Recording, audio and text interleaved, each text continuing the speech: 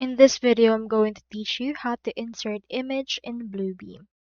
To do that, you first need to head over right here into your bluebeam.com site and click on this Get Started option that will appear.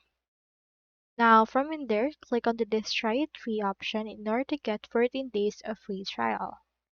So once you have gotten it, you can have access.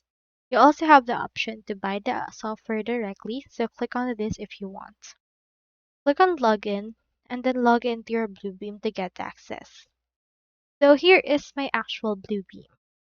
Now onto this case, the inserted image, I have in here a dedicated blank page. From this case, click on Tools, then from in there click on Markup, and then choose right here the option for image. Then click on this image option that will appear.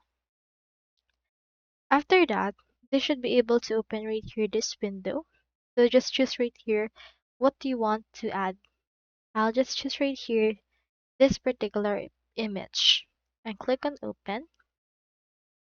And then after that, the image should be inserted. Let's just insert it right around in this page. And here we have the image directly. You can place the image at its full original size, or you can also have the option to draw a box and define the size and placement. You can also make it bigger and smaller, however you want it to be. So onto this case, you can resize it.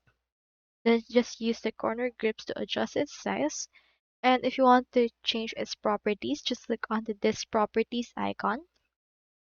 You can change its opacity, the color, its layouts, encoding, as well as its mask colors and the likes.